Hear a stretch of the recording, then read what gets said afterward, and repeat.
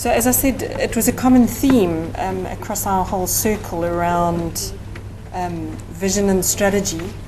And it ended up like that. But I think for Denzil and I personally, why did we choose that up front? And I think there were probably three key things. The first one being we wanted a sustainable change that could last perhaps hopefully longer than a year, or the impact of it being longer than a year.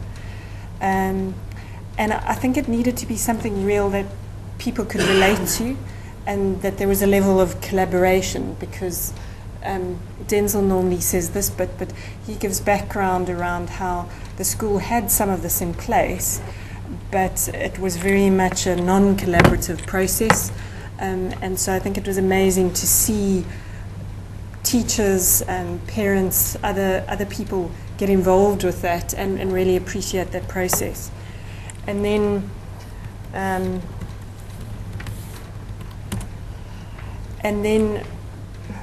So she's doing her emails. Yeah, I was busy thinking I might be female, but to multitask in this context is less easy. So the third item being that. Okay, great. It looks like it's working.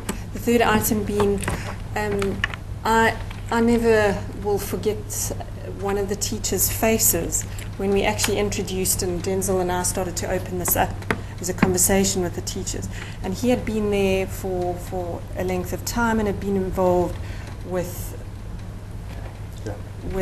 the first set of vision, mission, strategy thinking.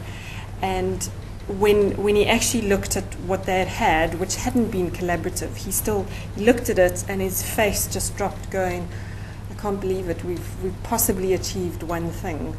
And it was just that sense of devastation. And so I think those were probably the main contributors to why we personally pursued that journey. Thanks. Yes, also thank you to Louise, to Veronica, and to the group members of our circle, for always the inspiration on the journey. Yes, we decided on vision and mission and strategic objectives because we found ourselves in a rut. We're doing the same things all over again, repetitively, getting the same result, which was a desirable result. And hence we came to an understanding that we had to change. But to do that is quite difficult, because we're working with teachers that's been teaching for 30, 35, 40 years, and they're quite happy with what they've been doing. And to show them that's not giving us the result was difficult. But when we started on this journey, and with the help of Maria Hill from Direct Access and a team that came in, different people, then the WCD, the light bulb just shone, and really an understanding. And when we had this conversation, and the facilitators in the room, and thank you very much for your presence there and for facilitating, is that we were able to come up with the following, that we say that Perivale Primary actually wants to be a school which is a safe haven and a school reputed to grow responsible citizens who has a passion for excellence and learning and who take pride in the environment. And through that conversation, one could see that the people in the room, the teachers and the NGOs that were also invited, that has an impact at our school, they could relate to this. And that's the beauty, that from henceforth we are talking this conversation, is that whoever comes with a program to the school and wants to do something for us, as we need to present this and see how their action fits into what we envisage for our learners and for our school. And then part of the strategic objectives, which you're already experiencing, is to create a culture where, with a passion for excellence and learning. And this afternoon we had a feedback session. We were lucky in the sense that our teachers went for a week on training to learn the balanced language approach, of how to take learners from different levels of reading and to eventually get to independent writing. And the one feedback from the lady that came to our school today, she said she was in an Afrikaans speaking class, and the teacher was trying to, teacher asked him the question, this it's about the rhino, but the rhino isn't real. How are we going to put it in words to explain that though we're using the rhino, it's not real? And this learner, who's a repeat learner, put up his hand And Mr. Jansen just went, he was fearful of the answer that was going to come. But then this learner said, why don't we just put it between inverted commas, sir? And which never would have happened before. But, if it comes from the learner, that's a repeat learner. I think we're really getting this culture, this passion and excellence for learning. Our learners are coming to school. I have a greater sense now that not coming only to the feeding room, but they're coming to learn. And that's the one positive. And that is seen already in the second one, where we want to create a safe environment that we're proud of. Because there's a major drop in our disciplinary committee activities at school. And even when we have disciplinary committee meetings, in the past, parents used to attack us. We are always in the wrong. And we're not giving their children sufficient support, or we're judgmental. But what we see nowadays is they realize that we want to create a safe haven, not only for the other kids, but for their kids as well. And when at the end of that conversation, when we decide on a disciplinary action, the parents buy into it. And if I say to them that you're going to take this letter, and before you return, you're going to go to the area office and you're going to see the IMG and the social worker, and here's the contact number, you have to make that arrangement. That actually happens. And I'm glad that my IMG is here in the whole, Mr. Verlander. I want to thank him also for the patience that he has to buy into that. Our parents respect that. That we're not just saying you're suspended for 5 days, but we're giving them other tools as well. And they see the sense that we want to create a safe haven. And then lastly, we want to develop a reputation of a high-performance school. And lo and behold, our school, and this was part of the conversation that Maria and I had, we said, we need to look at where our children are going to the high school. Are they going to high school, as we saw in the insert, where the dropout rate is high? And in any case, even if they get to grade 8 or 9, they're not going to achieve matric. Or should we as a school inculcate that idea to the parents, that send them to the schools where they are able to reach matric, where the throughput is quite high. Today I can proudly say, South Peninsula is one of our top schools within the peninsula, or within the Western Cape Education Department. And one of our learners has been accepted at South Peninsula. Another learner has been accepted at Crystal House. And then last week a parent phoned me to say a child has been accepted at the sports school of the Western Cape School Sports School. And I mean, within a year, 3 of our learners have been accepted at top-notch schools. So we're realizing that, and for that, I'm quite cheap.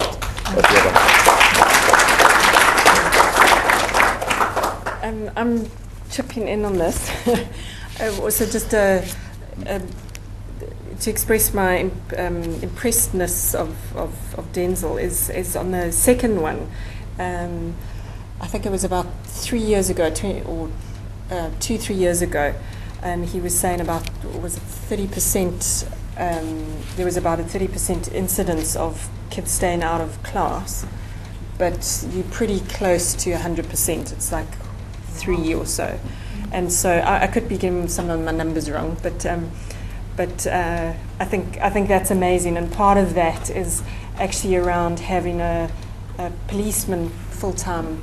There's a safety officer who happens to be an ex-pupil who all the kids love. And he's able to assist with that. So I think that's also a wonderful example. And then also just, again, further in Denzil's cap, is out of some of these discussions about reputation and media and marketing, he seems to have made himself a very close friend with the photographer at a local newspaper, and seems to get in the whole time. And I think some of the ramifications of that is seen over time. But yeah, just well done on some of those. And I think we can literally list lots of signs of change, which is, I think, a term. Sometimes change isn't all black and white. It doesn't all happen overnight. But for the purposes of today, we decided to pick a recent example, and that was a course requirement, the Community Building Day. And while there were certain activities, we also felt it was quite important to link everything we were doing back to the vision and what was the purpose. And so part of the day included a facilitation process around having a chance, and when I say people, a lot of the community members, some of the churches, parents, body, etc., and teachers, having a chance to feedback on the vision, and also with Mandela Day just having recently happened, really challenging and putting out a chance for people to pledge and say, how do I personally commit? So we've been part of this process, but how do we commit? And so firstly, in terms of just some of the comments about the vision that were fantastic, was just them seeing the necessity of it, as you can see on the slides. And then in terms of this pledge, there was a lovely parent, the lady over here, and Yolanda, out of some of the discussions, gave a very practical offering for the safety of the children. So often they stand on the side of the road, and she was just saying, actually, you know what, I don't have to work. I can come during these hours and commit to waiting and reading. I think you were going to provide a schoolroom where they could read to the learners until the taxis or parents arrive. So that was just a wonderful example of some of the outcomes of the day. But I think generally there was an amazing positive atmosphere and commitment. Yeah. Yeah, that very lady, she's part of a reading program at school. A child is in grade 6. Child comes from a previous Model C school. But that boy, he enjoys himself at our school. And the mother became involved. And the mother said that she, with 32 other people were there for the day. But everybody that was there has an involvement at the school. You know, they weren't just there because they wanted to see what's about. They are already involved in the school. And what I can say, what came out of them, their pledges and the commitment, and just when they spoke on the question of what has the school done for you and have meant for you, things that we have that been maybe taken for granted, that parents do appreciate. The guy with the red, they do the holiday programs for us. They started the Grassy Park Youth Holiday Club.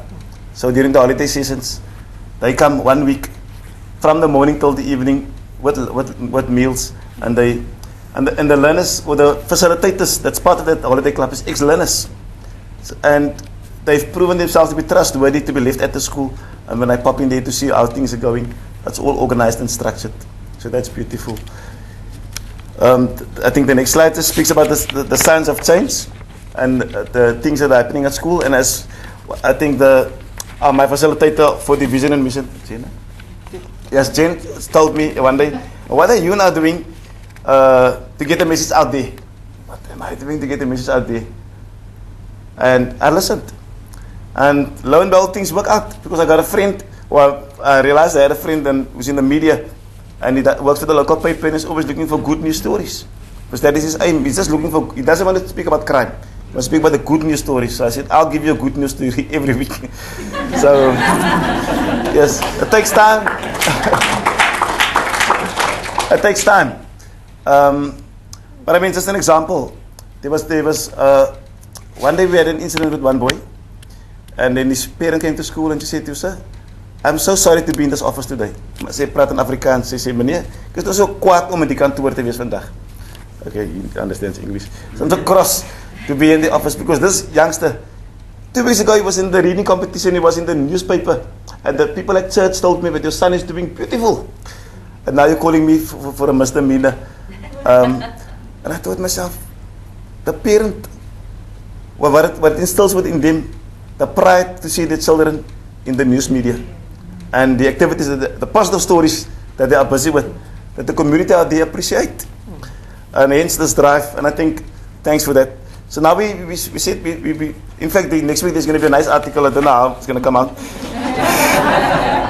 But I'm challenging the WCD on the campaign to enroll learners at schools. Because they're all telling us by certain dates you must have your learners enrolled. And my argument to them is, well, we see an awareness campaign to tell parents that they must enroll their children. So I don't know what phone calls I'm going to get. But yes, things are changing. Learnings, just to conclude, a lot of learnings from this program. I actually got involved in this course because I was a frustrated young man. I was frustrated with WCD. I was frustrated with the parents, with the learners, with the teachers.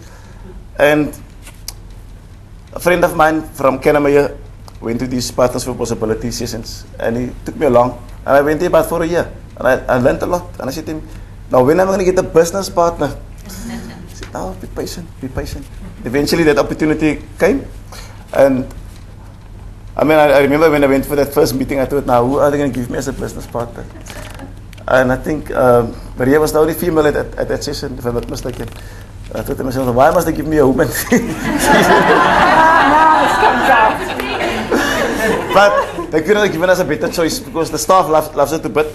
The teachers, highly appreciated of her efforts into the school and wanting to make a change and wanting to contribute.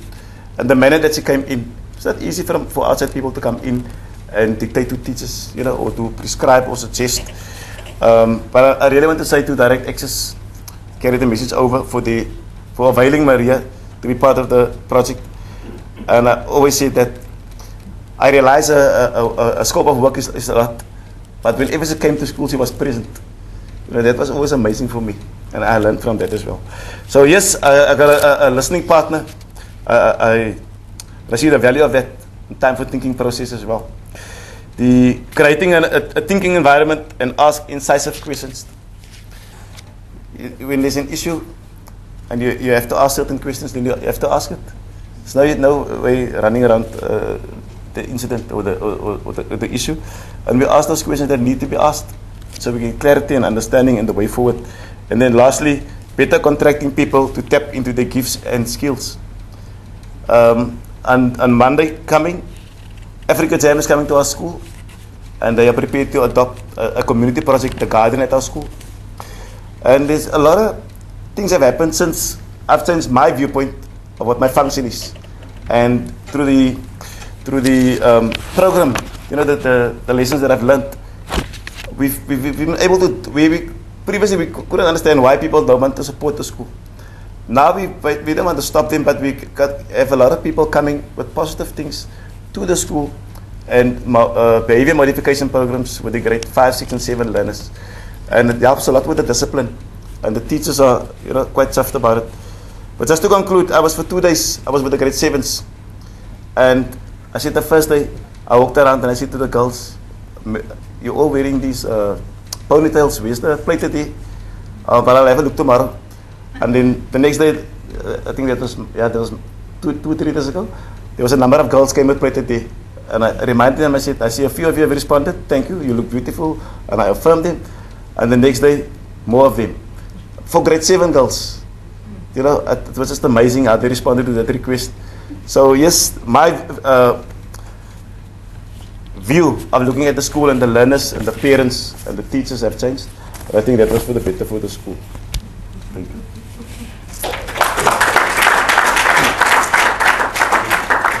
Well, after that gender comment, which I'm surprised about, he made the mistake of leaving me to be the last one to speak.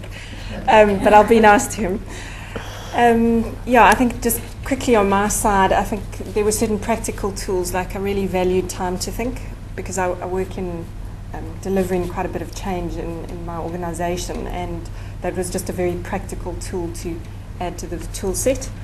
And I think it was John who referred to the word humility, and I think in terms of developing a friendship, really just saying, it's easy to lead in a context where you're comfortable, but actually to be able to lead in a context that isn't well known is another whole story. So that was amazing, and also thank you, Denzil, for our friendship. And he actually stole my best feedback. I still just always really valued the statement that even though I come from a really busy environment and job, that I was able to be present, and he felt that whenever I met with him, and that to me was just amazing. And just to conclude, the two organisations have very much, that being Direct Access and Perryvale Primary, have very much said we want the relationship to continue for a time. We're not sure how long that's going to happen. But we definitely said when we bring another partner, in terms of bringing another school, we definitely want that to be a high school so that the primary school can link to the high school. I think Denzil alluded to it earlier, just to make sure there's the proper flow through. And I think we're in the process of trying to set up what does post year one look like, particularly when I'm heading off. How does one draw other people into the process? So that's started, but it's been moulded. So we'll see where that goes. Yeah, that's us. The primary school and the teacher fraternity. We just want to thank you for your time spent. Thank you. And this is a small token of our appreciation. Sure, thank you. Yes.